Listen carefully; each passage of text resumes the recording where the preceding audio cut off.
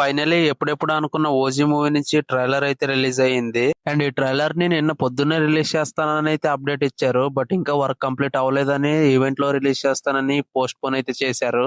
And అప్పటికి కూడా work complete అవ్వకపోవడం వల్ల ఓన్లీ స్క్రీన్ మీద మాత్రమే ప్లే చేశారు. యూట్యూబ్ లో కూడా రిలీజ్ చేయలేదు. అండ్ ఎప్పుడు రిలీజ్ చేస్తారని సరైన అప్డేట్ ఇవ్వకుండా ఓన్లీ అప్పటికప్పుడే అప్డేట్ ఇచ్చేసి రిలీజ్ చేసేసారు. ఎప్పుడంటే 2:25 కి రిలీజ్ చేస్తారని 2:10 కి అప్డేట్ ఇచ్చారు. ఓన్లీ 15 మినిట్స్ టైం గ్యాప్ లో. అండ్ ఈ అప్డేట్ ఫ్యాన్స్ కి రీచ్ అయ్యే లోపలికి ట్రైలర్ అయితే రిలీజ్ అయిపోయింది.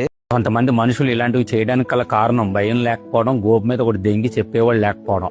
అండ్ నాకైతే పర్సనల్లీ ట్రైలర్ అయితే చాలా బాగా నచ్చింది. చాలా మందికి నచ్చిండకపోవచ్చు. ఎందుకంటే ఓజీ కన్సర్న్ రికార్డ్ చేసిన ట్రైలర్ ని రిపీటెడ్ గా చూసిన వాళ్ళకి ఈ ట్రైలర్ అయితే నచ్చదు. ఎందుకంటే సేమ్ టు సేమ్ ఉంటది కాబట్టి. అండ్ నాకెందుకు అంత బాగా ఇష్టమైందంటే ఇప్పుడు వరకు స్టోరీకి సంబంధించి ఎటువంటి అప్డేట్ అయితే ఇవ్వలేదు. బట్ ఈ ట్రైలర్ లో అయితే ఫుల్ స్టోరీని అయితే రివీల్ చేశారు. స్టోరీ ప్లాట్ ఏంటంటే హీరో ముంబైలో గ్యాంగ్స్టర్ గా ఉంటాడు. అండ్ కొన్ని ప్రాబ్లమ్స్ వల్ల అక్కడి నుంచి బయటకు వచ్చి అండ్ తర్వాత మళ్ళీ గ్యాంగ్స్టర్ గా ఎలా కన్వర్ట్ అయ్యాడు అనేది మూవీ స్టోరీ యొక్క మెయిన్ ప్లాట్. అండ్ ఈ స్టోరీ ప్లాట్ ఎప్పుడో రివీల్ అయింది. బట్ ట్రైలర్ లో చూపిస్తేనే కదా ఆడియన్స్ కాన్ఫిడెంట్ గా థియేటర్స్ కి వెళ్ళేది. అండ్ ఇలాగ ట్రైలర్ ని కట్ చేయకపోవడం వల్ల ఫుల్ హైప్ లో ఉన్న కూలీ మూవీ కూడా ఆడియన్స్ కి ఎక్కలేదు. బట్ ఇలాంటి మిస్టేక్ ఓజీ మూవీ టీం అయితే చేయలేదు. ఇంకా టికెట్లు కూడా గట్టిగానే తెగుతాయి మూవీకి. అండ్ ఆల్సో చాలా సీన్స్ ని రియల్ లొకేషన్స్ లోనే షూట్ చేసినట్టున్నారు. ప్రతి సీన్ న్యాచురల్ గానే కనిపిస్తుంది. అండ్ ఆల్సో పవన్ కళ్యాణ్ గారి లుక్స్ కూడా చాలా బాగున్నాయి ట్రైలర్ లో. అండ్ ట్రైలర్ చూసాక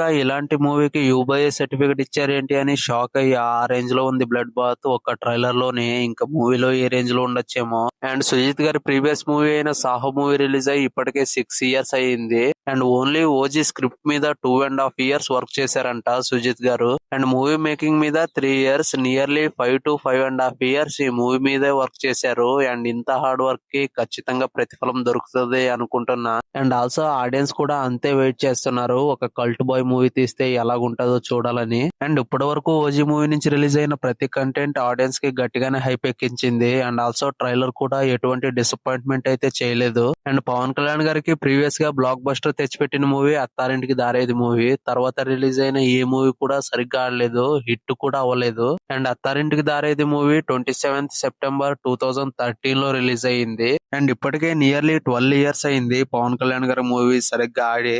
గట్టిగా మాట్లాడుకుంటే హిట్ అవ్వి.